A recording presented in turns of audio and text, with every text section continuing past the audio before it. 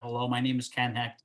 I'm president of the National STEM Honor Society. The primary thing we normally like to do is sit with top STEM educators and understand, what their goals are, where they are today, where they want to go, and then see how the National STEM Honor Society can fit in with that. Unfortunately, this is not, that much of an interactive type of thing. So I thought what I'd do is I would jump right into the presentation that we give to educators across the country.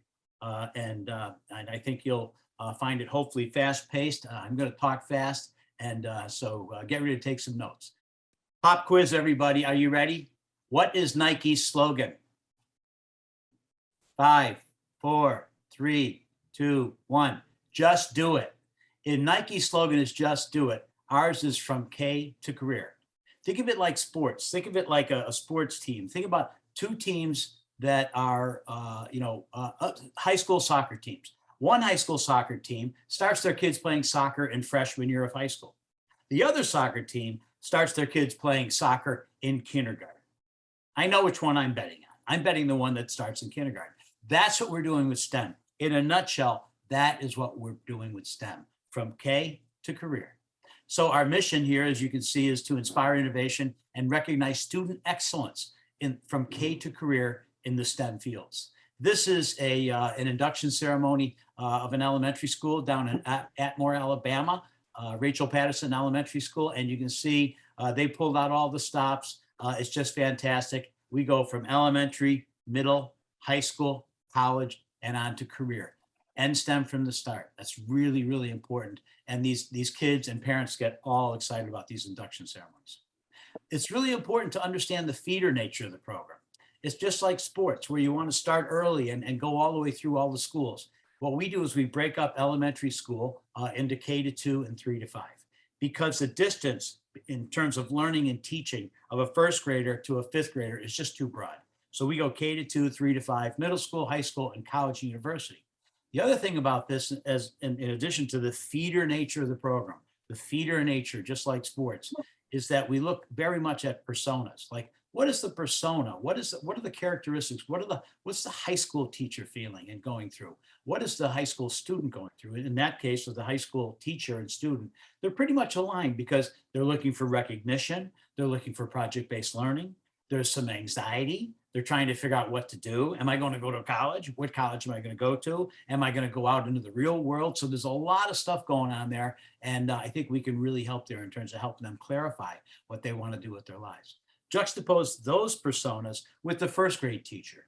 Elementary school teachers in general, 80% are women. So she is probably not a physics major or a biochem major, probably more like an elementary ed major. So one of our key challenges with the elementary school teacher, to bring this all the way back from K to career, is to help that elementary school teacher gain the confidence that they can teach STEM in their classrooms. Bring it into your classroom. Bring project-based learning into your classroom, even though you don't have any kind of a science degree. And that first grade child, the first grade student, is just a sponge wanting to know all about what's going on here. They're just bouncing off the stuff, looking for things that are interesting to them. What an incredible opportunity for us to expose those kids, those young kids, to STEM. So that's really what this is all about, from K to career. Then what we usually do is with the educators, and we'd be happy if you wanted to reach out to us, and we'd be happy to get with you on a video call and go through your school. But we really want to know what's going on with the state of STEM at your school. So that's really where we start. What is the state of STEM at your school? And then what can we do to help? We are a chapter-based society. So every school has a chapter. So every elementary, every middle school, every high school, every college has a chapter. And every chapter has a chapter advisor. Now, the chapter advisor we call the STEM champion. They're like the coach. They're the football, the soccer, the basketball coach, but only for STEM. So really, one of the key things, if you want a good soccer team, get a good soccer coach. If you want a great STEM, National STEM Honor Society chapter, get a great chapter advisor or advisors. So there can be co-advisors, tri-advisors, we've got schools that have 5 chapter advisors. The other thing that comes with these chapters is the title Director, National STEM Honor Society, and that's for the principal of the school. Now, the chapter advisor does most of the work with the kids, but the principal of the school gets the title chapter head of chapter. This is a chapter down in Phoenix City Elementary School down in Alabama, and they were on NBC. Honest to God, they were on NBC with their induction ceremony, and it was a rock concert. Fantastic. So what does it take to be National STEM Honor Society? I'm going to move this window here a little bit if I can. Okay. So what are the minimum requirements for being a member, for a student member? The first column, as you can see, well, on the left side, you can see the different grade levels that we talked about a little bit earlier in the feeder nature of the program. The first column then in the black headings is GPA and STEM classes only. And it's a 3.0 out of 4. It's a B average or the equivalent of. We're trying to make this so that this is very inclusive. We want to have the kids to be able to reach up and ring this bell and get excited and get into the National STEM Honor Society and really get into project-based learning and the things we'll talk about. So as part of that, what we have done is we've made the GPA for the last grading period only. We do not want kids to be held back by a cumulative GPA. We only want it to be for the last grading period. Column 2 is the annual STEM classroom hours. This is science and math, and generally schools across the US in general have about 180-day school year. So you can see these are fractions of 180. And typically the STEM student makes these with some ease in terms of the classroom hours. And the third and most exciting column is the project-based enrichment hours annually. So columns 2 and 3, the STEM classroom hours and the project-based enrichment hours, are a 12-month look back. And a lot of the kids in a lot of the schools that we work with, basically they already meet these requirements, and others are really need to work to get into these requirements. But many of the kids that probably are in your classes right now already have the qualifications to be achieved. So they could literally get this, recognition in, November, December this year for the spring semester and over the last year. And what we know is that teachers are busy. That's a fundamental thing. Everybody knows it. So what we tried to do in terms of the requirements is the first requirement is GPA and STEM classes only. That's pretty easy to ascertain. Second column is the classroom hours, STEM classroom hours. That's pretty easy to ascertain. What we want to do is have the educators, the STEM champions, spend the time with the kids in the project-based learning enrichment. That's where the fun happens. That's where the real learning happens. That's where the kids and the teachers, they have the most fun. Everything's really rocking in project-based learning. We are an honor system for all learners. This is the Bright Horizon Academy Islamic School of San Diego. They're a middle school. They're a chapter of ours. Black, brown, girls, LGBTQ+, all races, all creeds, all religion. We are not an elitist society. We want to get the most kids into the National STEM Honor Society as we can and still be an honor society. We have a constitution and bylaws. Of course, the Constitution never changes. The bylaws are flexible, and there are ways to change them. For example, if a really top-notch STEM school said, well, listen, at 3.0, we really want to bump that up to a 3.2 as our minimum. They could do that within the bylaws. I'm not saying they should, but they could. They could do that. I wanted to go through the benefits and value proposition a little bit. There's really 5 benefits. There's recognition, project-based learning, resources, future readiness, and leadership. Recognition, everybody thinks about it in high school, National Honor Society, that type of thing. But with the National STEM Honor Society, the kids can get National STEM Honor Society in kindergarten. Then they get it in 1st grade. Then they get it in 2nd grade, 3rd grade, 4th grade, 5th grade, 6th grade. And sometime after I probably leave the planet, somebody's going to run the table and get it all the way from kindergarten all the way through college. Now, if the student does National STEM Honor Society, just from kindergarten through high school, by the end of high school, they will have had a half of a working year of project-based learning under their belt.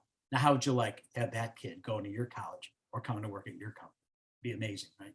So recognition is super important.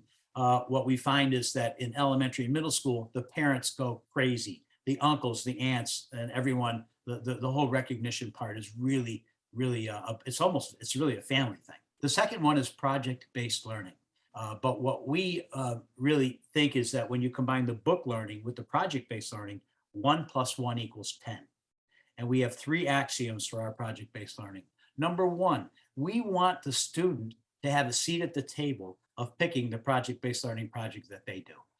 Let them put a hand on the steering wheel, and they will be much more excited, much more interested if they're in that decision-making process. Number 2, What we want to do is to have this almost be called problem-based learning, where we want the kids to solve local, regional, national, and international problems. They get even more excited. They come home for dinner and they're like, how was school today, to the fifth grader who's in the National STEM Honor Society? Well, we're working on the flooding problem in Louisiana and New Orleans. Really? That's what we're doing at the National STEM Honor Society. How cool is that? So we want it to be problem-based learning. And number three, we want the older kids to help the younger kids. We want those high school kids to help the middle school kids. We want the high school and the middle school kids to help the elementary school kids. When a high school kid walks into an elementary or a middle school, they are like God. They're like almost a man and almost a woman. And they're just like, so the younger kids are so impressed. So we really actually, we give project-based learning hours for kids when they mentor others. Very important. And next, there's resources. So we have the National STEM Honor Society, when you become a member on our website, has thousands of resources that we've curated, all STEM. It's STEM scholarships, STEM grants, PD, continuing education, curriculum, robots, drones, I mean, all this stuff. And what's really cool is it's sortable by type of resource, state, and grade level. So you can go Missouri, robots, high school, and they all pop up. You can go Indiana, drones, elementary school, and they all pop up. So we've maintained this. It took us 5 years to put this together, and it's an amazing resource section. And in addition, right now it has over $300 million worth of STEM scholarships and grants on it right now, $300 million worth. And of course, what this is all about is future readiness. I was on with Project Lead the Way a couple of months ago, and the fellow I was on with said, Ken, do you know what the average starting salary is for a college graduate? I'm like, not off the top of my head. He said, $54,000. Do you know the average starting salary for someone with a STEM degree coming out of college? I said, I don't know. $104,000. From $54,000 to $104,000 is the starting salary gap in terms of if you have that STEM degree. So future readiness, what does it do? A STEM degree and a STEM education can change not only the trajectory of that individual, but it can change the trajectory of that individual's family. And it can change the trajectory of that individual community as they go back into the community with that STEM degree and that STEM education, starting their own companies and stuff. Very exciting. And finally, leadership.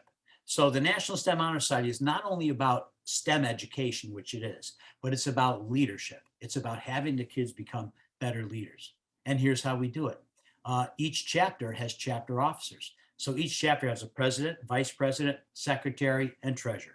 See this little girl right here in the middle? Imagine she's the fifth grade president of her elementary school chapter of the National STEM Honor Society.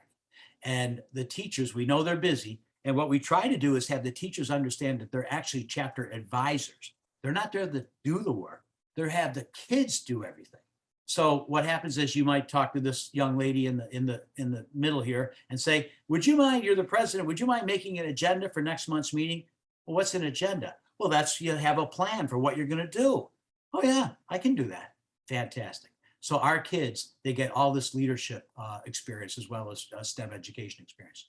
In addition, each chapter of each school can have an advisory council. So this is interested parents, local engineers. It can be all kinds of doctors or nurses or people from the manufacturing place in the area. There's a lot of companies that want to get involved. STEM's the biggest thing going. There are a ton of people that want to sponsor, get involved with STEM. And in fact, it's a pretty good fundraising opportunity to have these outside folks come and actually sponsor project-based learning and such. Much like Patagonia and Ben & Jerry's ice cream, we are a benefit corporation. So that is a for-profit corporation with social purposes. And these are our three social purposes. Number one, community and connectivity. Let's please visualize with me a first grade girls soccer game going on, right? And the parents are on the sidelines and the girls, they mistakenly score a goal in the wrong goal and they think they won the World Cup and they're having a blast. And the parents are cutting up on the sidelines. And what happens? There's a community is formed. The kids are playing together on Saturdays. The parents get to know each other. They have play dates with soccer. They're kicking a soccer ball in the backyard. We want that for STEM. We want that to be for robotics in kindergarten. with drones in the backyard, with all kinds of experimentation going on with the parents and with the kids. That's what we want. We want to build that community early, kindergarten, first grade, second grade, where it starts. Number two, environmental sustainability. We are literally born out of an environmental nonprofit up here in we're up in Boston, and it is Seaside Sustainability. So it's very important to us. We literally are born out of a sustainability nonprofit. And number three, IDEA, inclusion, diversity, equity, and access. Incredibly important to us. You'll see in just a second. And what leads right into that is what the investment is, or what the cost of it is of a National STEM Honor Society chapter. So to be a chapter for an entire year, for an entire school, is a whopping $295. So really what that's meant to do is to make sure that all 132 schools in the United States from K through high school can have a National STEM Honor Society chapter. So it's inclusive. So there's access, there's inclusion, and that's really what we're after. Some people ask, is that $295 per student? And we're like, no, that's for a chapter. That's for an entire school for an entire year. We have our own awards and scholarships. As you can imagine, there's the best chapter of the year, the best chapter advisor of the year, the best project-based learning of the year, that type of thing. And we have a couple of small scholarships that we want to build over time. Starting a chapter is easy. You just go to the website. The hardest part is really making sure that you get that chapter advisor right, or advisors. Get the chapter advisor right. And then when you go to the website to sign up, it's a piece of cake. This is Notre Dame Prep down in Scottsdale, Arizona. We love this. This little thing in the lower left corner here is they came up with, on each of those gears is the name of one of their National STEM Honor Society chapter students. And when you turn one gear, they all turn. And we thought that was just such creativity. So we wanted to show you that. So starting a chapter is easy. You just go to the website. And member care, we have a member care department. So all the time we're hand-holding, we're sending videos, we're sending how to do your National STEM Honor Society chapter, how to really get the most out of it, how to help the kids the most. We're really trying to help as many kids in STEM as possible, as quickly as possible across the country and eventually the world. That's really our goal. And to that end, each chapter advisor has their own dashboard. Now, when you go to the dashboard after you become a member, there, if you did everything on that list, you would have an Olympic caliber chapter, which we hope you do. But what you want to do is walk before you run, look at the things that you want to do, and have your chapter go that direction. But there's a tremendous roadmap for you to have a very successful chapter. And in addition, each student has their own dashboard, how to be the best National STEM Honor Society student, the best STEM student, the best student of character, etc. So it's really quite guided. Merchandise and chapter member types of things. You can see that we've got cords and certificates and pins and hats and hoodies and shirts. The kids love this stuff, particularly the cords and the certificates when it comes time for May or in December. But what a lot of the schools do, and what we recommend, is in the lower left corner, you've got the banner, which is also over my left corner, my left shoulder right here. You put your school name on it, and you put it in the lobby, and all the kids go by it and they're like, wow, we've got a National STEM Honor Society chapter. Who's running that show? Is that Mrs. Smith or Mr. Murphy? What's going on? So really important, and the kids really get into it. Executive leadership. I'm Ken Hecht. I'm president. I'm from the south side of Chicago. I'm one of 5 kids, and my father was a Chicago fireman and a carpenter. And I happen to be good at science and math. I went to the University of Illinois in Champaign-Urbana. It turned out to be this unbelievable engineering school. Who'd have thought? I had no idea. As a result, I really am coming in from the engineering point of view. Eric Majors, our founder, 20-year teacher, schools outside of Boston, up here in the suburbs. And he was, in 2014, he was National Sustainability Teacher of the Year. Went to the White House twice to get the award directly from the Secretary of Education. So this is he's the mad scientist behind all this. He's way into project-based learning, way into internships and all the kids, and it's really fantastic. Our advisory council, as you can see, we've got Kelly. Kelly's the latest member of our advisory council. We're very happy to have her. And you can see that we've got 2 African-American women, 2 Hispanic men. So we're very into the underserved. We've got the Thurgood Marshall Center Trust. We've got Kelly and STEM Leadership Alliance, STEM Atlanta Women. We've got Tech Latino. We're really we serve some of the top schools in the country for STEM, but our hearts are with the underserved. We're with the underserved. Our accreditation and partners were accredited by STEM.org, and we've got a bunch of great partners. iRobot, Tech Latino, Latino STEM Alliance, Thurgood Marshall, STEM Atlanta Women, et cetera. And we've got more coming on all the time. Internships, we are a cauldron for project-based learning. We have 130 interns right now from all over the world that run our 9 departments. And it's just an amazing project-based learning experience. They could be running social media, human resources, video production, chapter development, media relations. It's unbelievable. And it's about 70% female girls, about 60 to 70% of color, and from all over the world. And boy, are they smart. And thank you.